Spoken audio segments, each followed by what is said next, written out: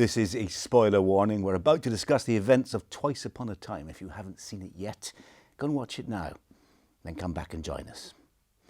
This is my new job. I announce things. See me at a railway station quite soon.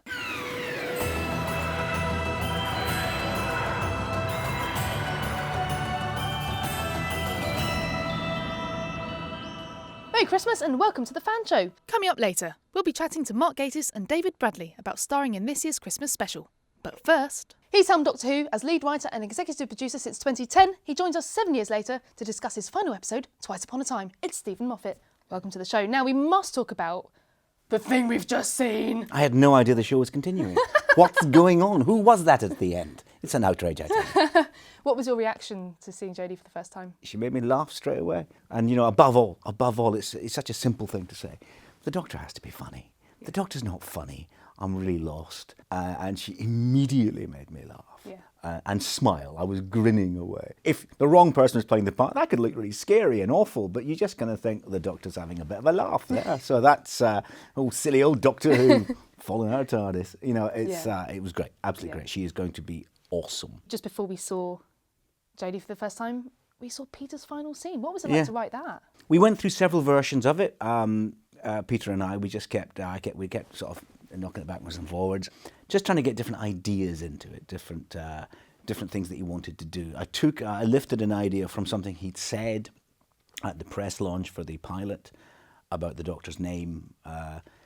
You can hear it sometimes if your heart is in the right place. And I knew I wanted the last words to be, Doctor, I let you go.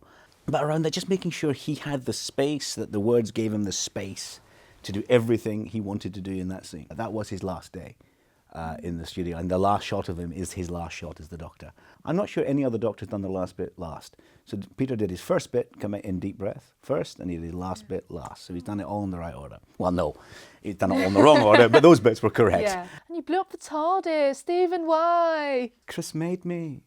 Chris said he wanted me to blow up. So I said, okay, Chris. Chris, you want to blow stuff up? That's fine by me. Wow. You're the boss, Chris. I said, you want to blow that up, that beautiful set, break that designer's heart? We'll blow it up. Okay, fine. Christmas Day, mate. Christmas Day, blow it up.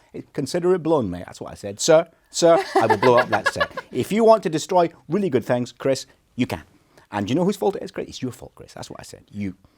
In Russell's book, The Writer's Tale, we see a very genteel correspondence between the two of you about whether the new Doctor should speak and be seen at the end of time. Yeah. Did you have the same with Chris? Roughly, probably the same emails. I said, look, I think the tradition is, and I think we should stick with it because it's mad that to one production team hands over to another production team 1 minute before the end. Yeah. On what other show?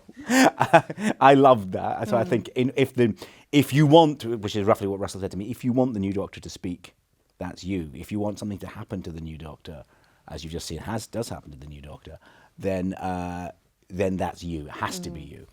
And he said yes. And in fact, that was the first bit of the script written. He sent me a version of that in email before I'd started. I remember thinking, well, that's good. Well, I've just got the other 59 pages to write there, and that's sorted. Thanks, Chris, mate. That's really, really helpful. Where did the idea for this story come from, reuniting the 12th and the First Doctors? From the New York Comic Con in about just over a year ago. Somebody asks which Doctors which should meet which, and something like that. And I said, well, the most interesting collision would always be the current Doctor meets the very first Doctor. But William Hartnell's not around anymore, so we can't do it. But that'd be the biggest dynamic range you could have, the most exciting thing to do. And Peter just says, well, we could get David Bradley. And I'm sure I'm visible thinking, Christmas. There we are, sorted. I can do that. He's had enough, I think, credibly. He's way past his regeneration cycle. He is, in Time Lord terms, now ridiculously old man. It would be reasonable for him to say, it is time that I rested, for him to meet the William Hartnell Doctor, who is nervous on embarking on the journey that has so worn out the Capaldi Doctor. Yeah. And I thought, well, there's a story in that. The decision to become somebody else. I mean, that's a big, terrifying thing. And I think it reflects things in our real lives too. When you choose to change your job, when you choose to move house, when you choose to start again somewhere else, when you leave a big old show-running job and launch yourself into the unknown, those moments feel like changing who you are. And there's a terrible, tiny, petty, nervy little part of yourself that's saying, I just stay here where I'm warm. where I understand it, and I'm surrounded by the things that I'm sentimental about. But there should be another part of your brain saying, those things only arrived recently. They're not you. You can be someone else. You can go and do something else. So a doctor refusing to leave the hill he just died on, confronted by a previous edition of himself who hasn't even reached that hill yet, he has to say, oh yeah, do you know what? Yeah. This is what I always do, and this is what I must do. And I thought there was something warm and Christmassy about that, about those two wonderful old men deciding that the future of the universe and their future is more important than how they're feeling right now. And above all, it will be the first and only time in the history of television or any other medium in which David Bradley has played a younger version of Jodie Whittaker. I hadn't thought of it that way, but it's a fact. And it's a fact. Thank you so much both for joining us, and you guys look fantastic. Thank you. We're going to in a minute. We're going to get into costume. So this is your normal clothing. Sort of July. Yes, this is my my summer collection. It's a good idea, that. Yeah. The David Bradley summer collection in the Grattan catalogue. So David, is it different playing the first Doctor in proper Doctor Who, as opposed to William Hartnell in An Adventure in Space and Time? Oh yes. Because what Mark wrote in Adventure was a story of quite a complex man and a brilliant actor, and I felt I wanted to do justice to both. This story, I wanted to recreate how he was in the episodes, because the fans who watch it, they know his mannerisms, his vocally and physically, his particular idiosyncrasies as a character. But at the same time, I didn't want to make it an absolutely rock-solid impersonation. I didn't get the script for this until 5 days before we started shooting, just in time for the read-through. And I was thinking, God, am I going to learn all this? Normally, if you get the script maybe 2 months before or 6 weeks, you tend to get a bit late and you think, oh, I've got 6 weeks. Oh, well, I've got a month. And I've got a week. All right. But this, I was really, it made me kind of focus on it a lot more and work harder. Comparatively easier conditions than Bill Hartnell ever did. In those days, they weren't allowed more than, was it 2 cameras tops? Yes, I think it's 2, yes, 3. And that was usually for a change of scene. So if you fluffed your lines or you forgot, the cameras just kept rolling. But now we can just say, sorry, John, can we pick it up from the previous line? Well, I thought it was amazing in Adventure in Space and Time, of course. A beautiful, beautiful film. But he was playing William Hartnell, playing Doctor. It's not the same thing. It's utterly strange, because I think everyone had this experience, including yourself. You see him wandering around the set. He's just standing over there, and it's William Hartnell. He doesn't look exactly like William Hartnell, but he looks an awful lot like William Hartnell. And there he is standing by the original version of the TARDIS, and it's just him. Yeah. He's back. And above all, and I think this comes over in the show, what is pleasing to Walking Tragedies like this long-term fan is that he seems to fit in perfectly well. You sort of think, there it is. That's the most extreme, oldest outcrop of Doctor Who, standing on the modern set in the modern TARDIS, talking about the modern characters, and yeah, it's him. He's the Doctor. It is all one story. It is the same story. But actually, what you realise watching Hartnell is it's an awful lot of charm and twinkle and mischief. And actually what Stephen's tapped into brilliantly in this episode is how naughty he is. Yeah. And actually, because it's David, you see, there's even more naughtiness now. Even though it doesn't make any sense because he's from a society billions of years in the future, he has the attitudes of a man in 1963 towards, Polly doing the dusting and all that sort of stuff. And Peter is just desperately embarrassed about it. Yeah. I think it's such a funny idea. Yeah. You can't really avoid this if you're going to do it for real. And I didn't go into it thinking that. I went and watched the old ones and going, oh, Doctor, no, maybe not. Oh, don't send her for tea. No. You're not allowed to do that. So that's what you could do. One of two things. You could ignore that and pretend that's just a feature of the time, much like 4x3 is in black and white is, that mysteriously disappears when you come into the modern day. Or why not say that's the unvarnished Doctor? We know We know he's a bit of a privileged aristocrat who tries to be a man of the people, shortly woman of the people, now woman of the people. But really he does kind of expect his tea served to him, doesn't he? The Doctor's a completely relaxed, one of the team sort of man, woman, but he doesn't react tremendously well when someone else is in charge, does he? No. I mean, the moment anyone else is in charge of any description, even if they're really nice, he gets in a right strop.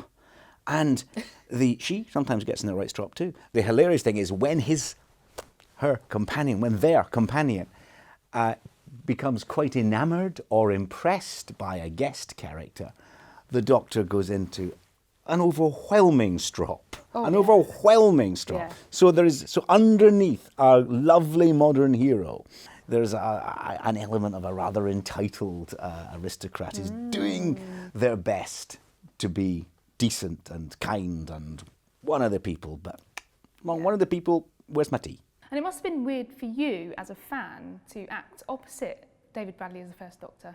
Oh, well, we've had, the best thing, honestly, I can say about this, that I'm not just saying this, it's been one of the happiest jobs I've ever had. Obviously, I couldn't say no to it, nor would I want to, but it's actually just been great fun.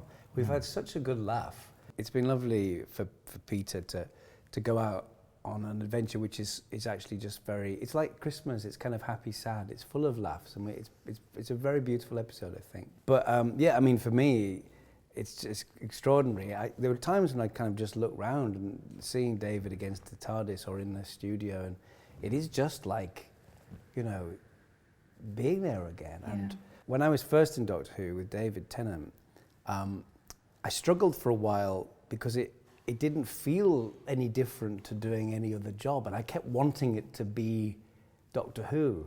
And eventually I got this kind of big, sort of overwhelming, oh my God, this is it, you know. But this one is like being in my memory of Doctor Who. So it's even more Doctor Who. And I feel like I'm in an annual. I feel like I'm in a Doctor Who annual, and the War Games, and the 10th Planet, all at the same time. It's kind of perfect. It's Christmas, isn't it? Is Twice Upon a Time, like an adventure in space and time, an attempt to reconstruct as many missing episodes as possible? No, I mean, it wasn't really. I mean, I think it's lovely we've recreated part of the episode 4 of the 10th Planet. Yeah. We haven't actually, in the finished show, got all that much of it. That makes me happy. That makes a very niche section of the audience very happy. It happens to be the section to which I belong. The strange thing was when we were doing the Regeneration, basically there's the console, there's that shot of William Hartnell with his hands on, and he's a certain angle, and we were just making David going down a bit, left a bit, like the golden shot. Yes. Because you go, well, it's the same prop, so actually, as long as the lens is the same, we will get the same image. If by trial and error, we will find the angle which looks right. Yeah. Yeah. And David looked so much like him that actually it was spooky at times. Yeah. When we were doing Adventure in Space and Time with because the feed from one of the cameras was an original 60s camera, wasn't it? And you looked on the monitor, and it was just like looking back in time. And everyone, of the thousands of people I trooped through that set, just went, why don't we just remake the missing ones? There's Marco Polo, let's just do it. The Testimony are a neat idea. They're kind of a non-evil antagonist. What inspired them? I wanted it to be about memory. Because I've been reading a lot about how the brain works and how much of what we identify as ourselves is simply memory. That if your memories could be perfectly preserved as they currently are on a hard drive and could be turned on, that hard drive would think it was you, just as clearly and as accurately as you think you're you. That I find very, very interesting. I knew I wanted to end it on the Christmas armistice. I was attracted to the idea of making the monster not a monster at all. In fact, there is no real jeopardy in this episode at all. There was huge jeopardy at the end of the series, and this is the Doctor trying to find jeopardy where there isn't. Yeah. He's having a fight, and there's nothing to fight with. And as he says, I don't know what to do when there isn't an evil plan. I like that idea, because it's about a man deciding to live again. It's not about a man leading a mighty charge. to save the universe. Rusty from Into the Dalek makes an appearance. Why did you want to return to his story? Again, indulging myself, I loved the idea of Rusty and I loved Into the Dalek, and I just thought, well, no one's going to expect Rusty to come back. I like it when something that no one expects to come back comes back. You think, it is I, Doctor. Oh yeah, really? Of everyone you could have brought back, Rusty. Yes, but it's quite sweet. Rusty goes off with a simultaneously moving and hilarious moment of eye contact with the Doctor. If you remember the end of Into the Dalek, it's the equivalent of doing this as you leave the room. You know, you think, I didn't know. I wasn't quite sure. I thought the Doctor might have pulled. You know, so I always fancied just bumping into him again. Yeah, And Daleks why are not? funny. But also, again, I wanted an enemy we could just switch off when we no longer wanted that part of the plot to be going. Mark Gatiss has confirmed that the captain is the Brigadier's grandfather. Yes. Was this a last-minute canon fondle? Canon fondle? That's Dear one of mine. Lord! I've always loved the Brigadier. I've always loved that strand of the show and that character and what it says about the soldier-hating Doctor, that his best mate's a soldier. I love all that. And as I say, what can they do for me? And, you know, just the fact that he decides to save that man before he knows it's important. And then he discovers, having done it in a sort of Christmassy way, no, what you just did there was sort out your best friend. Yeah. I like that. I like that too. That's really, really sweet. You didn't mean to. You didn't know he was doing. You didn't know that the person to whom this man was important was him. Yeah. So that's a nice little Christmas present for the Doctor. Yeah. A few months ago, he took me aside in an Empress of Mars production meeting and said, will you keep June and July free?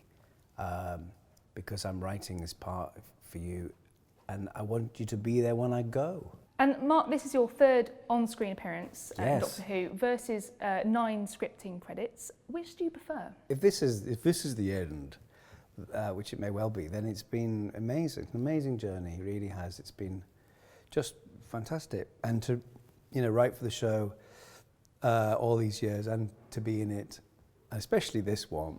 It's we wrapped yesterday, and it was a very happy, sad day.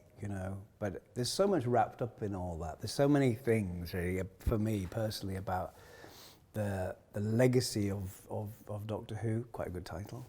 Everything it's ever meant to me, and then it coming back so successfully, 2005, and then getting to work on it, and then getting to be in it. It's a huge mix of emotions, and you can't help but feel this. It's one of those moments. You suddenly think this is, end of an era. It's been fantastic. So I'd never have a preference, really. It's just been a privilege all round. Toby Whithouse makes an appearance as the German soldier. He's written for Doctor Who on several occasions, including The Lie of the Land most recently. What made you cast him? We had this problem. I asked Mark ages ago to be in my last one, partly because I wanted my best mate on the show while I was leaving it. I didn't know how emotional it was going to be, and you sort of want your hand held to a degree. And I thought it'd be nice for us to sort of bow out together. And then we had this problem. We had to get a guest actor to come in and do, and give a full performance, which would entirely consist of them lying in a flooded crater and speaking German. It's a tough one. It's a big, serious acting job, but it doesn't look like you're going to dominate.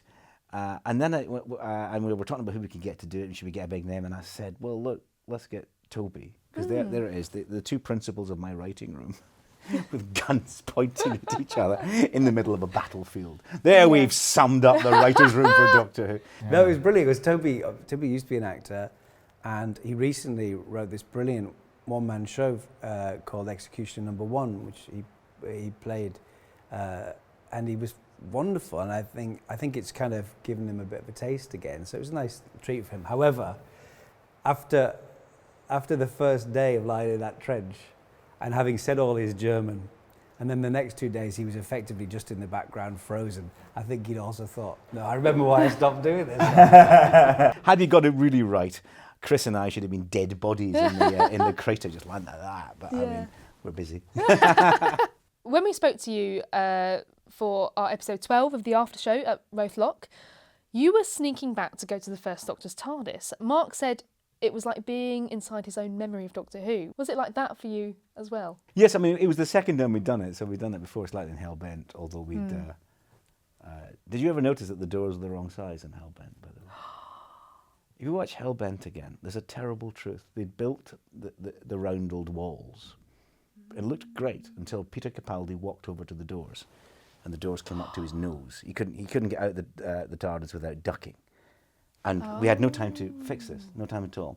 So if you watch Hellbent again from this particular point of view, the ways in which we avoid seeing Peter Capaldi walking in and out of the TARDIS, it's always avoided. He always walks off camera. And we put, fortunately, both Jenna and Maisie are tiny. They're miniature people. So you put them in front of the doors and it looks fine. Yeah. But if you just do the maths, it's not tall. It should be twice their size. Wow. So I hadn't noticed. yeah, we got away with it by very artfully, Rachel shooting around it and editing around, ever actually seeing the Doctor standing next to those miniature doors. Anyway, it was absolutely beautiful to have that set back. I mean, I can never quite tell, because that's where my fanboy brain absolutely overwhelms my reason. That is, for me, is so beautiful. That set, that's so amazing to see that. Yeah. But I don't know how much of that is its inherent beauty and how much of that is just the architecture of my dreams. That is where it all began. That's where my impulse to become a writer was born. Right there, right that's it. So if I stand inside that transports me somewhere else.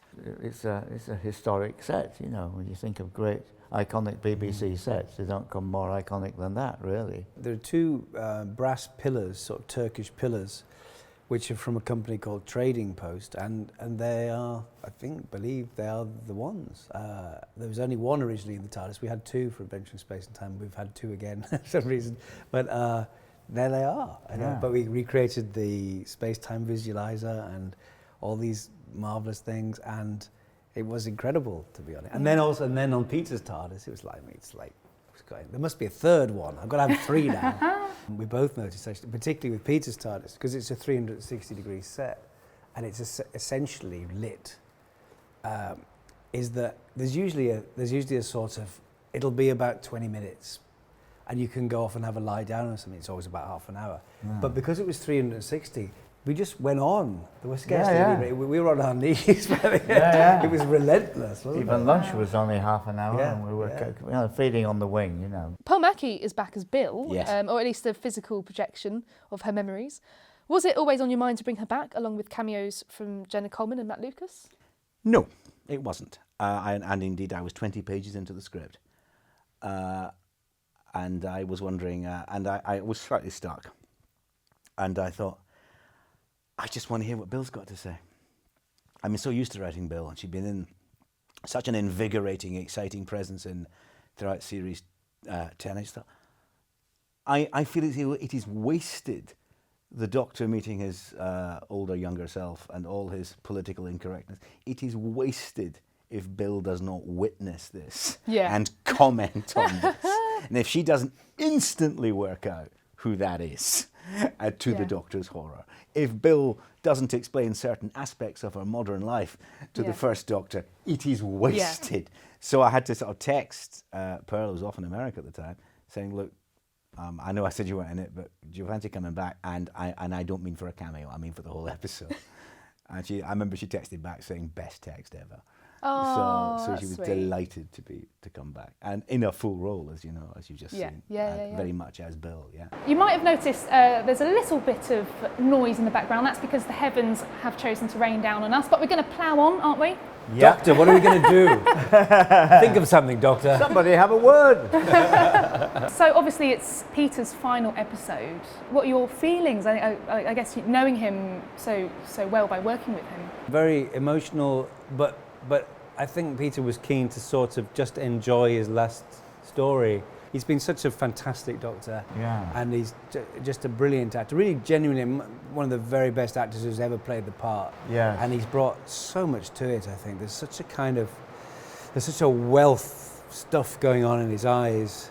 I was watching yesterday the Regeneration, just thinking, he just brings so much hinterland to it, such a sense of, you can see all the other ones reaching back, and those amazing expressive hands, and the whole look of everything at the moment is just wonderful. But he's kind of flexible enough to bounce the dialogue off you. He's not like in his Doctor bubble. He's just more fun to work with, because he was, you know, he'll just constantly surprising, and he's got the right amount of like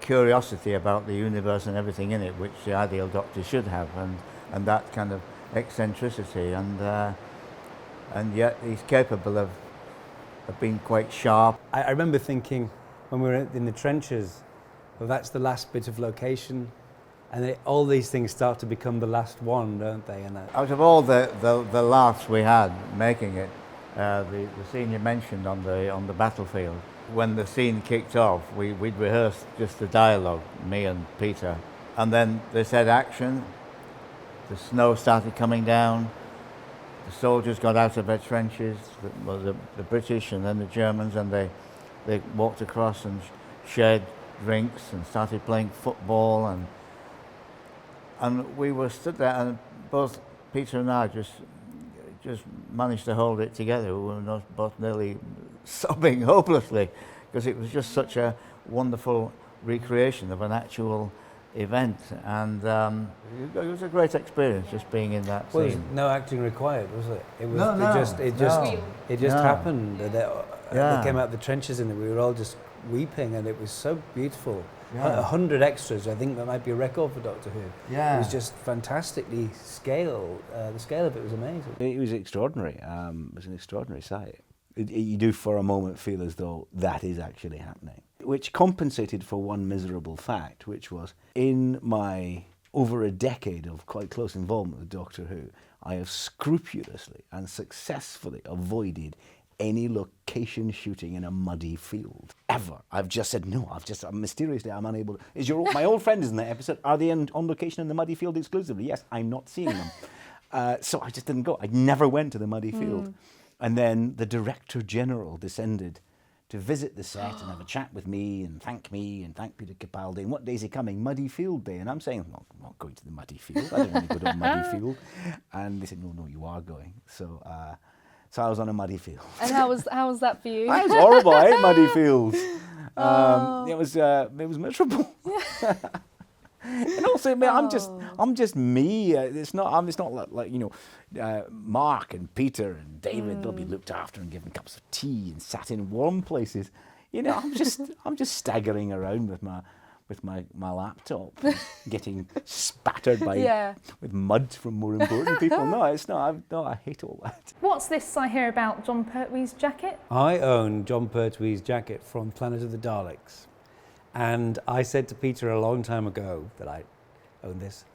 And I said, I'll bring it down if you like. So I did on the last day, yesterday, and we got it into the shot, hanging off the coat hanger, the hat stand, as Peter is giving his final speech to the Doctor, the future Doctor. And this might not be in the final cut, but there was one take where he sort of trailed his hand along the sleeve. And that made me go a bit funny. So good. And there it is. So it's been recanonised. It's in 2 stories. Yeah, Excellent. because he turned up on the studio floor on the very last day of Adventure in Space and Time as John Pertwee with the wig. I didn't realise at the time that was the original. You thought it was John Pertwee? Yeah. What was the last day on set like? Because you've said that Peter's Regeneration was the final thing that he shot. The rest of the cast were wrapped. They were all gone. Mark came in because it was Peter's last day and my last day, so he was there as our pal. Elaine was there, my wife, Elaine Capaldi. My wife was there because this was all somber and huge for everybody, but it was Elaine and Sue who were all tearful. Peter was fine, I was fine. I was just getting it done, blowing stuff up, being Doctor Who. Peter gave such a beautiful gift. He gave me a page of the script of Listen, the speech about fear as a superpower, with a painting on it, painted on watercolour of him standing top of the TARDIS talking to the little boy, which was and he framed it, and it was beautiful, beautiful thing. Wow. Peter had a whole day to perfect his last romp round the TARDIS in his big old speech, and it was it was astonishing. Some beautiful acting. And we blew stuff up, and Rachel was there, our favourite director. I'm sorry, but she is. But the others are all my favourites too. It was just nice. It wasn't sad so much as it's amazing that we got to do this. I remember talking with Peter, and Peter just saying, "We got to do this. We got to do it. That's amazing. That's what you should think about. Not that it's over, because there isn't anything you will ever do in your life that will not one day be described as over. That cannot tarnish the joy of it. I mean, you cannot damage the memory of your greatest days with the regret that they're over. That's the wrong way to think. You've still got them. You've still got this huge piece of your past. This is the hilltop on which you stand, from which you see the view. It's important. So it wasn't a massive, sad thing. There was part of me, I've spoken earlier and tedious length about how tired I was, and I was still shockingly tired at that point. And I was a week from getting on a plane and flying away to LA and San Diego and Hawaii and also on my first real holiday for over a decade. So that I was just looking forward to that, and I was sitting outside at a restaurant with my wife afterwards, and she photographed me looking relaxed because she hadn't seen it before. I hadn't seen it for a long while. Are you hoping to team up with the Doctor again, maybe the 13th Doctor? If someone came up with that idea, of course, I'd be only too happy. That Broadchurch fella, you know him, don't you? So Yeah. you're all right there. But see, he killed me off early. I know. This could be his way of saying sorry. Yes. I might use a bit of emotional blackmail. Yes, good. Yeah. Has it hit you yet? I guess you're still... When does the end of days hit me? I mean, I'm sitting here doing this, and I'm doing more press later, and I've got the press day of the launch to come, and all the fuss around the Christmas Day episode. At a certain point, at a certain moment on Christmas Day, I will literally have no connection with Doctor Who anymore. That will be over, and I don't know how that will hit me. I don't think it will hit me as a massive voltage shock of emotion. I think it will just be, wow, that really is over. That's it, yeah. And it's been so dominant in my life for so long that the idea that that's not how I introduce myself anymore. That's not what I do anymore. That I don't ever walk into rooms where I have to sort of go, right, okay, sounds like a show, huh? Okay, boom away, make jokes, come on. I don't know, I'll revert to being shy bloke hanging near the wall, which is probably overdue. I think it'll be fine. As I was saying, what a joy that it happened. What an amazing thing. Thank you so much for joining us, and of course, thank you to Mark Gatiss and David Bradley too. We'll be back in the new year with an in-depth 3-part interview with Stephen, reminiscing about the highs, the lows and everything in between when it comes to working on TV's longest-running sci-fi show. In the meantime, click here to see our Christmas playlist. And of course, don't forget to subscribe to the official Doctor Who YouTube channel. We'll see you soon. Bye!